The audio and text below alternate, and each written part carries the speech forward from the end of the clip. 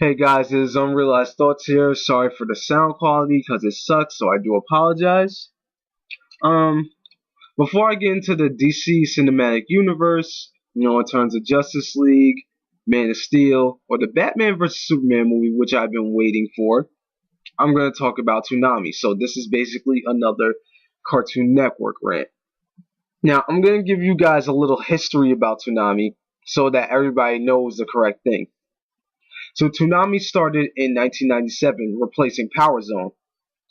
And 1997, the original host for Toonami was Moltar, and placed in, I'm sorry, keep messing up, Ghost Planet Industries.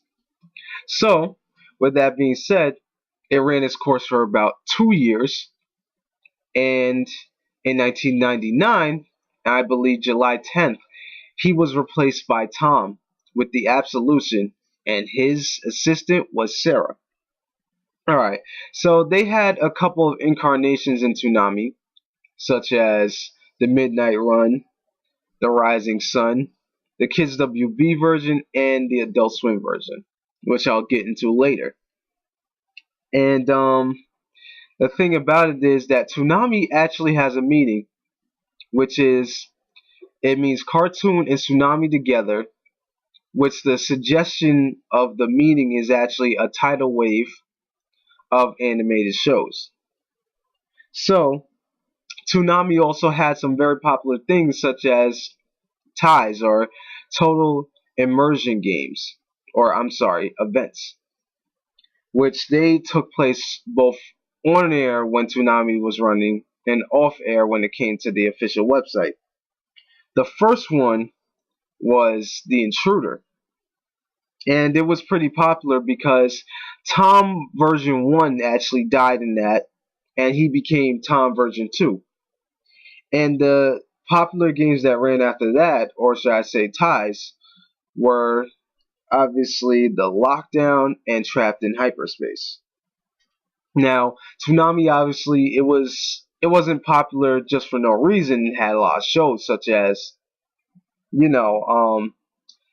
Big O, Outlaw Star, Gundam Wing, Yu Yu Hakusho, many others, but most importantly, probably one of the most greatest action cartoons slash anime, because I know if I say cartoons, you anime fans are gonna get mad at me. Dragon Ball Z. So, I mean, after this, I have to talk about the Adult Swim version. Now, the Adult Swim version, at first, Toonami came back around, I'd say in 2012, in April Fool's Day, and it was an April Fool's joke, but they were just testing it out to see if fans really wanted it back. So I wasn't really as excited. I was excited, but then when it actually came back in probably May or around that year, it was like it wasn't as exciting. They only really brought they didn't really bring any new shows that we actually didn't see. We needed, and this is to my next point. This is probably the biggest point in this rant right now. Toonami needs to be creative. First, those ties, it had its own miniseries when it came to The Intruder. It had 8 episodes, and it was pretty exciting. It was really exciting to see. So then when Toonami actually came back, it wasn't as exciting anymore. We didn't get any creative shows really draw us in, because all those shows came on, and we have to really just wait for them for a week. And honestly, we can see all these shows on the internet. We can buy them on DVD, so we don't have to wait for them for a week. All we just know is that we can just watch it straight, the whole series straight in one day probably.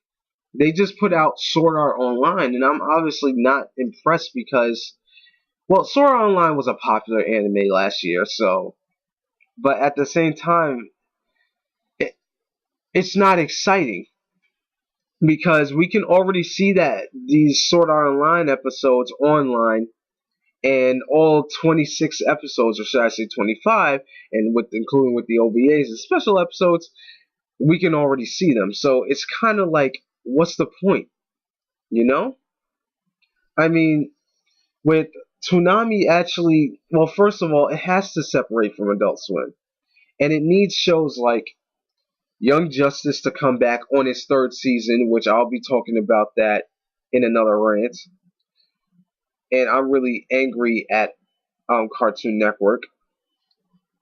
And it needs more create. They need to create shows like IGPX was good, but we need to create more shows so we can draw them in. Don't get me wrong. We can draw in people with just animes that already came out, but we need to space them out in between shows that are we can't see on the internet. We have to wait for a week, which that's good, a good strategy, so you can get more viewers.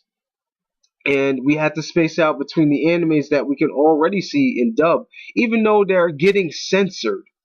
And the problem with Toonami is they used to have huge popular openings and stuff when it came to like Dragon Ball Z. They didn't need the Japanese openings. They just, made their own tracks.